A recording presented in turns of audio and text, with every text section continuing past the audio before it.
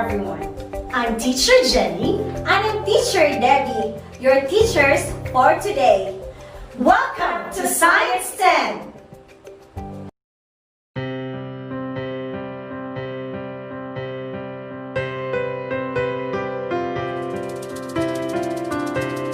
Hello, Teacher Jen. Hi, Teacher Debbie. Have you heard about the news? What about it? A few weeks ago, there was an earthquake happen in Metro Manila. Oh, I've heard about it and it reminds me, was it our last topic? Yes, earthquakes, volcanoes, mountain melts, And of course, plate tectonics. so why don't we have a quick review for our students? Are you now ready? Let's start!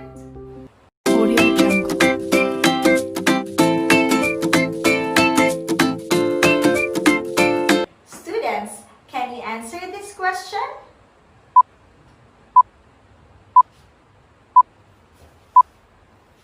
Correct! Pangaea is the answer. About millions of years ago, the Earth has one massive landmass. A scientist named Alfred Wegener called this supercontinent Pangaea. He thought different chunks of it broke off and slowly moved apart. Over millions of years, they formed the continents we know today. How about the next question?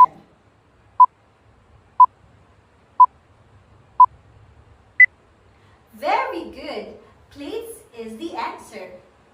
The Earth's crust and upper mantle or lithosphere are broken into sections called plates.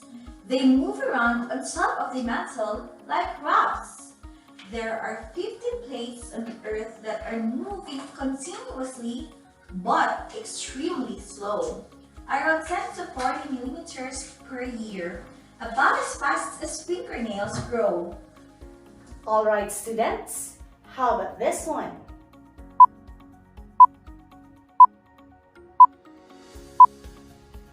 Good job! Convection currents. Convection currents in the mantle move the plates as the core heats the slowly flowing asthenosphere, the elastic-like part of the mantle.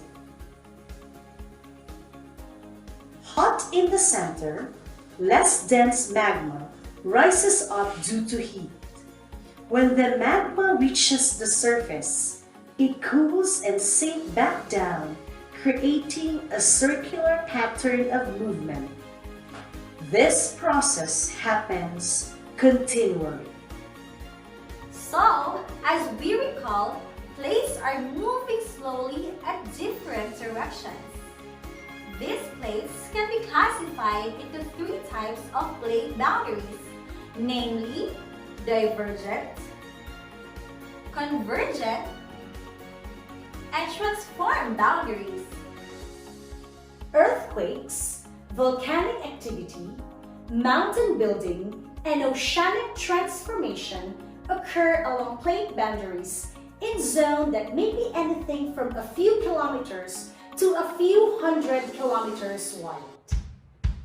What other geologic activities may be formed in the three types of plate boundaries? Why do we need to study these different geologic activities? Well, let us find out in today's lesson.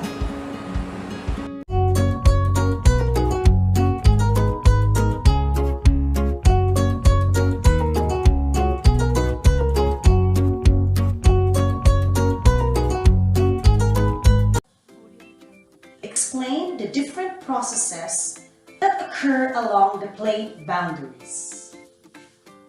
Remember, there are two types of crust: continental crust and oceanic crust. Though the oceanic crust is thinner, it is denser than the continental crust. This idea about the crusts will help us understand the geologic processes that occurs along these different types of plate boundaries.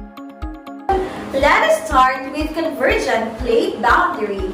The geologic processes that will be formed along this type of plate boundary depends on the materials of plates that are colliding.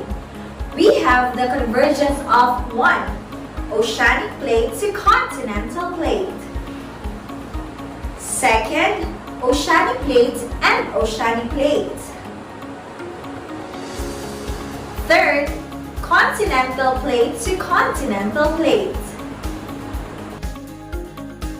Oceanic continental convergent plate boundary. When continental and oceanic plates collide, the thinner and more dense oceanic plate is overridden by the thicker and less dense continental plate. The oceanic plate is forced down into the mantle in a process known as subduction. As the oceanic plate descends, it is forced into higher temperature environments. At a depth of about 100 miles, that is 160 kilometers, materials in subducting plate begin to approach their melting temperatures and a process of partial melting begins.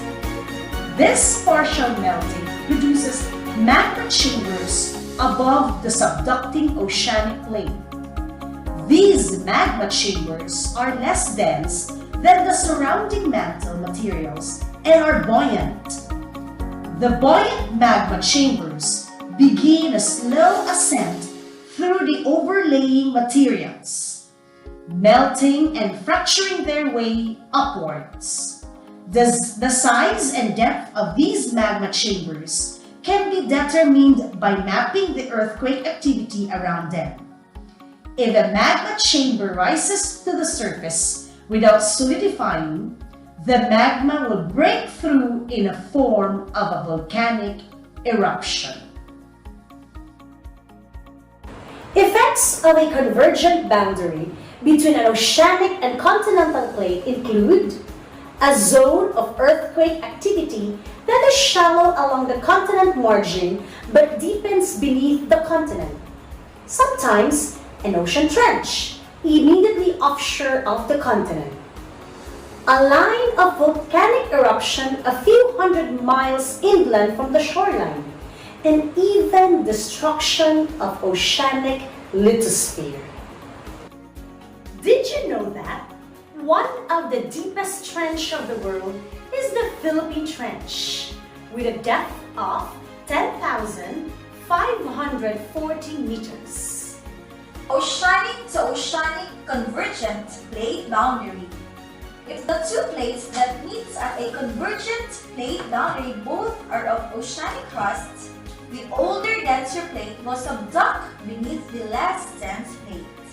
The features of an ocean-ocean subduction zone are the same as those of an ocean-continent subduction zone, except that the volcanic arc will be a set of islands known as an island arc. Thus, Japan is actually an example of island arc. Effects that are found at this type of plate boundary includes a zone of progressively deeper earthquakes, an oceanic trench, a chain of volcanic islands, and the destruction of oceanic lithosphere. Many parts of the Philippines originated from oceanic convergence. This resulted from the collision of two oceanic plates, with one of the plates diving under the other. Majority of the islands in the Philippine archipelago are considered as part of the Philippine Mobile Belt. These islands were formed 65 million years ago at the southern edge of the Philippine Sea Plate and are considered as part of island arcs. Other parts of the Philippines, such as Palawan, Mindoro, and Zamboanga Peninsula, are all highland sections of the Sundaland block of the Eurasian Plate. The Philippine Mobile Belt eventually collided with the Sundaland block, which explains the presence of trenches, such as at the Manila Negros Cotabato Trench System and the Sulu Trench. On the eastern side of the Philippines, trenches like the Philippine Trench and the East Luzon Trough are both products of subducting Philippine sea plate beneath the archipelago. Aside from the formation of trenches and troughs, chains of active volcanoes that stretches from Taiwan to Mindoro were created. Some of the known volcanoes in this chain are Mount Pinatubo and Taal. Also, the constant dipping movement of slabs induces frequent moderate to strong earthquakes at various depths, gives rise to mountain ranges, and develop the geologic character of the Philippine archipelago. Continental to continental convergent plate boundary. This is a difficult boundary to draw. First, it is complex, and second, it is poorly understood when compared to the other types of plate boundaries. In this type of convergent boundary, a powerful collision occurs. The two thick continental plates collide, and both of them have a density that is much lower than the mantle, which prevents subduction. Fragments of crust or continent margin sediments might be caught in the collision zone between the continents, forming a highly deformed melange of rock. The intense compression can also cause extensive folding and faulting of rocks within the two colliding plates. This deformation can extend hundreds of miles into the plate interior. About 40 to 50 million years ago, two large land masses, India and Eurasia, collided to begin the formation of the most visible product of plate tectonics, the Himalayas. Also, collision of continental plates is associated with shallow earthquake activities. Now let us proceed to the next type of the plate boundary, the divergent plate boundary. Divergent plate boundaries are locations where plates are moving away from one another. This occurs above rising convection currents. The rising current pushes up at the bottom of the lithosphere, lifting it and flowing laterally beneath it. This lateral flow causes the plate's materials above to be dragged along in the direction of flow. At the crest of the uplift, the overlying plate is stretched thin, breaks, and pulls apart. Now let's discuss the first type of divergent plate boundary, the oceanic plate. When a divergent boundary occurs beneath oceanic lithosphere, the rising convection current below lifts the lithosphere, producing a mid-ocean wedge.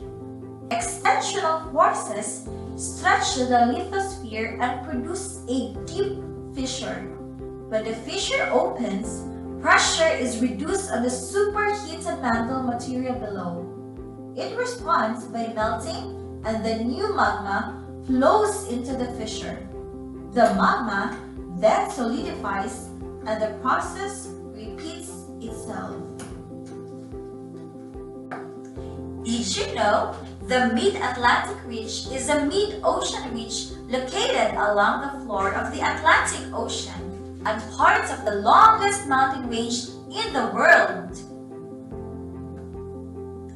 Did you know rocks near the oceanic ridge are younger than those far from it? Divergent plate boundary, continental plate. When a divergent boundary occurs beneath a thick continental plate, the pull apart is not vigorous enough to create a clean, single break through the thick plate material. Here, the thick continental plate is arced upward from the convection current's lift, pulled thin by extensional forces, and fractured into a rift-shaped structure. As the two plates pull apart, normal faults develop on both sides of the rift, and the central blocks slide downwards. Earthquakes occur as a result of this fracturing and movement. Early in the rift-forming process, streams and rivers will flow into the sinking rift valley to form a long linear lake. As the rift grows deeper, it might drop below sea level, allowing ocean waters to flow in. This will produce a narrow, shallow sea within the rift. This rift can then grow deeper and wider. If rifting continues, a new ocean basin could be produced. Effects that are found at this type of plate boundary include a rift valley, sometimes occupied by long linear lakes or a shallow arm of the ocean, numerous faults bounding a central rift valley, shallow earthquake activity along the normal faults, and even volcanic activity sometimes occur within the rift. We are now the last type of plate boundary, the transform plate boundary. Transform boundaries are places where plates slide sideways past each other. At transform boundaries, lithosphere is neither created nor destroyed. Many transform boundaries are found on the seafloor, where they connect segments of diverging mid-ocean ridges. California's San Andreas Fault is a transform boundary.